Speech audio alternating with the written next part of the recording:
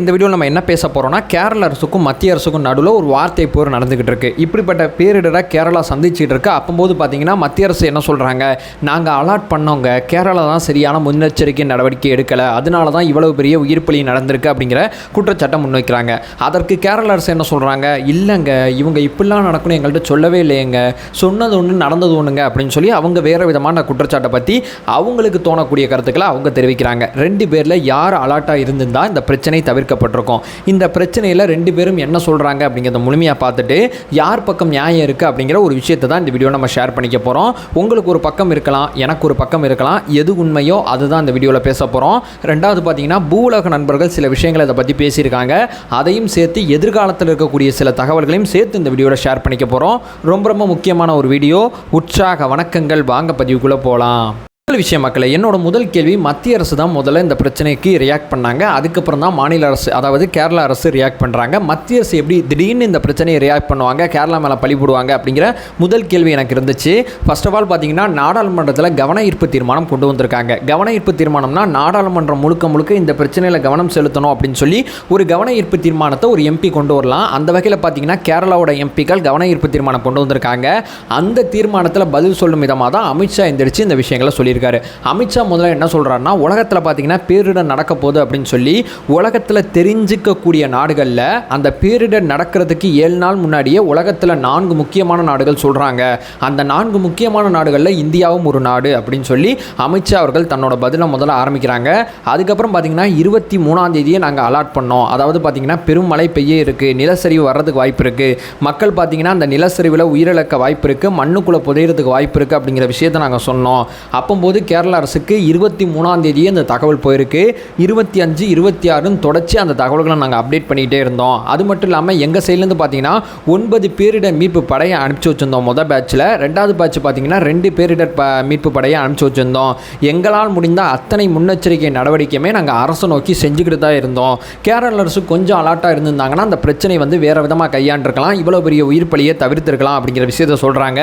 சரி, நடந்து போச்சு, இந்த பிரச்சனையில் முழுக்க கேரளாவுக்கு உறுதுணையாக நிற்போம், தொடர்ச்சியாக கேரளாவுக்கு சப்போர்ட் பண்ணுவோம் அப்படிங்கிற ஒரு வாதத்தை முதல்ல சொல்லிட்டு தனக்கு ஒரு கேள்வி கேட்டாங்க. அந்த கேள்விக்கு பதில் சொல்லிட்டு அமித்ஷா அவர்கள் உட்காந்துட்டாங்க.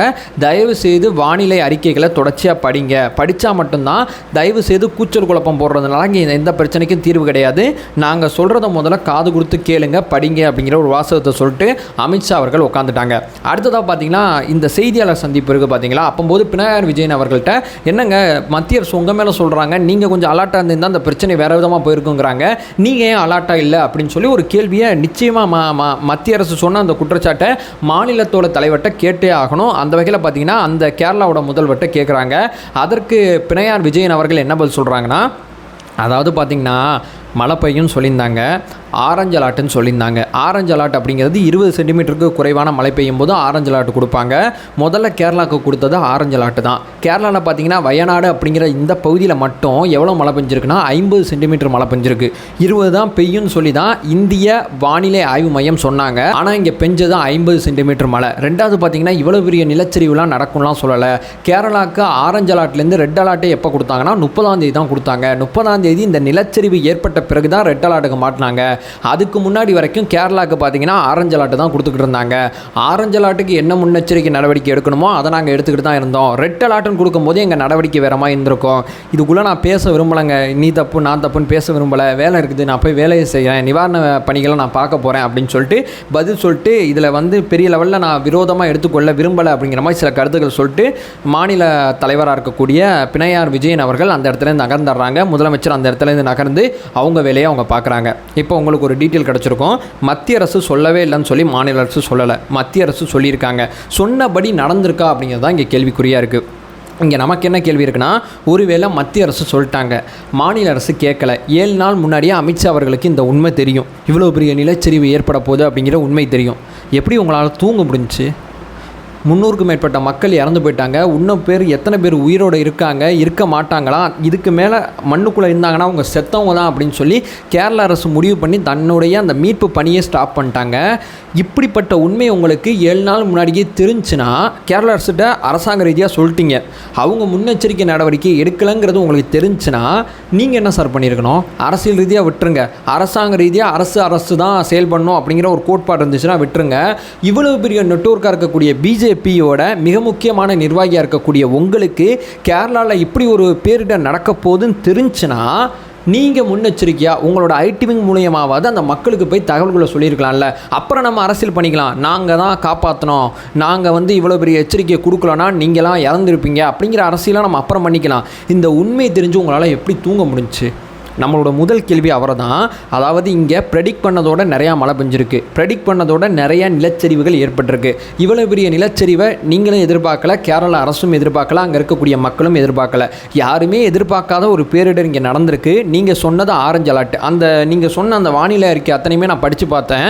10-11 கேரளாலையும் மழை பெய்யும், மகாராஷ்டிரத்துலேயும் மழை பெய்யும், டெல்லியில் மழை பெய்யும் அப்படின்னு சொல்லி அந்த ரிப்போர்ட் அப்படியே தான் இருக்கே தவிர ஸ்பெசிஃபிக்காக கேரளாவுக்கு மட்டும் எந்த ரிப்போர்ட்டும் எனக்கு தெரிஞ்சு எதுவும் வந்த மாதிரி தெரியல.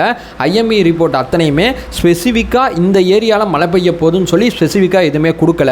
அதாவது பார்த்திங்கன்னா அந்த ரிப்போர்ட் எல்லாமே மாநில அரசாங்கம் எல்லா அரசாங்கங்களும் பார்ப்பாங்க, அந்த மாதிரி தான் கேரளாவுக்கும் அந்த ரிப்போர்ட் போயிருக்கே தவிர இவ்வளோ பெரிய பேரிடர் நடக்க போகுது அப்படிங்கிற அந்த ரிப்போர்ட் கேரளாவுக்கு தனிப்பட்ட முறையில் எதுவும் போன மாதிரி தெரியல. ஸோ இங்கே இருக்கக்கூடிய தகவல் அடிப்படையில் இந்தியாவோட அந்த வானிலை ஆய்வு மையம் எப்படி கண்காணிக்குதுன்னா, நமக்குன்னு செப்பரேட்டாக சிஸ்டம் கிடையாது. உலகத்தில் இருக்கக்கூடிய தகவல்கள் அத்தனையுமே வச்சுக்கிட்டு, உலகத்தில் இருக்கக்கூடிய வானிலை அறிக்கை எல்லாருமே தாக்கல் பண்ணுற தகவல் அத்தனையுமே வச்சுக்கிட்டு, நம்ம இஸ்ரோவில் கிடைக்கக்கூடிய புகைப்படங்கள் அடிப்படையாக வச்சு தான் நம்ம சில டிசிஷன் மேக் பண்ணிகிட்டு இருக்கோம். இவ்வளோ மழை பெய்யலாம், அவ்வளோ வெயில் அடிக்கலாம் அப்படின்னு சொல்லி சில டிசிஷன்களை நமக்குன்னு தனியாக செப்பரேட்டாக சிஸ்டம் இல்லாமல் வெளியில் கிடைக்கக்கூடிய டேட்டா அடிப்படையில் நம்மளுடைய இஸ்ரோ புகைப்படத்தை வச்சு தான் நம்ம டிசிஷன் மேக் பண்ணதா பூவுலக நண்பர்கள் சொல்கிறாங்க. இங்கே முழுக்க கேரளா அரசுக்கு இப்படிப்பட்ட பேரிடர்னு சொல்லி மத்திய அரசு தெளிவாக சொல்லாதான் இங்கே நடக்கக்கூடிய விஷயமா இருக்குது. ரெண்டாவது, அப்போ மத்திய அரசு மேலே தான் தப்பான்னு சொல்லி கேட்டிங்கன்னா, மத்திய அரசுக்கு இவ்வளோ பெரிய விஷயம் நடக்க போகுதுங்கிறது தெரியாது. அரசியல் ரீதியாக வாய்க்கு வந்தபடி எது வேணால் பேச முடியாது. உண்மையான விஷயம் இதுதான், நம்மளால் சரியாக பேரிடர்களை கணிக்க முடியலை.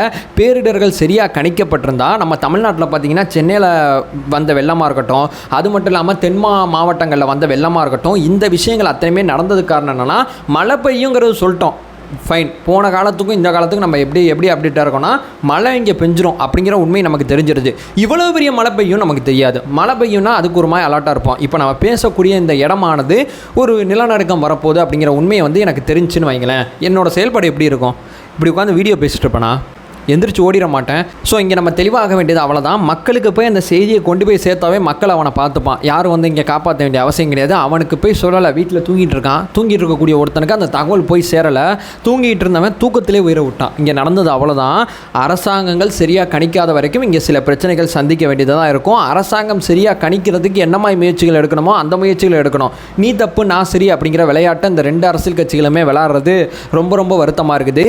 ஸோ இங்கே முழுக்க அமித்ஷா அவர்கள் ஸ்டேட்மெண்ட்ல தான் தவறு இருக்கு. அமித்ஷா அவர்கள் மழை பெய்யும் சொல்லிட்டாங்க, ஆனால் இவ்வளவு பெரிய மழை பெய்யுங்கிறது கேரளா அரசுக்கு சொல்லப்படல. கேரளா அரசுக்கு அன்னைக்கு காலையில் நிலச்சரிவு நடந்த பிறகு தான் ரெட் அலர்ட் சைகையானது கொடுக்கப்பட்டிருக்கு. அதுக்கு முன்னாடி வரைக்கும் எல்லோ அலர்ட்டில் தான் கேரளா இருந்திருக்கு. ஸோ இந்த பிரச்சனையை உள்ள அட்ரஸ் பண்ணி முழுமையாக பார்த்தா நமக்கு கிடைச்ச பதில் இதுவாக தான் இருக்குது. உண்மைக்குமே அப்படி அமித்ஷா அவர்களுக்கு 7 நாளைக்கு முன்னாடி தெரிஞ்சுன்னா அரசுக்கு தகவல் சொல்லி அரசு கேட்கலன்னா மக்கள்கிட்ட போக வேண்டியதானே? ஏன் மக்கள்கிட்ட போல? அப்போ உங்களுக்கும் உண்மை தெரியாது. தெரிஞ்ச உண்மையை வச்சு இந்த இடத்துலையும் சில அரசியலை செய்ய முற்படுறீங்க. இங்கே நடந்தது அவ்வளோதான். அதை சொல்லிட்டு இந்த வீடியோ என் பண்ணிக்கிறேன். இப்படிப்பட்ட விஷயங்கள் இனிமேல் எதிர்காலத்தில் நடக்கக்கூடாது. இந்த பேரிடரில் பாதிக்கப்பட்ட அத்தனை பேரும் மீண்டு வர தன்னம்பிக்கை மட்டும்தான் நம்மளால் கொடுக்க முடியுமே தவிர நம்மளால் வேறு எதுவுமே கொடுக்க முடியாது அப்படிங்கிற ஒரு விஷயத்தை சொல்லிட்டு இந்த வீடியோ என் பண்ணிக்கிறேன். நம்ம சேனலை ஃபர்தராக ஃபாலோ பண்ணிங்கன்னா பொலிட்டிக்கல் ரீதியாக பல்வேறு விஷயங்களை பற்றி பேசிகிட்டு இருக்கோம். நம்மளோட ஒரே நோக்கம் அறியாமை அகற்ற வேண்டும், அறியாமை அகற்றப்பட வேண்டும். Thank you so much.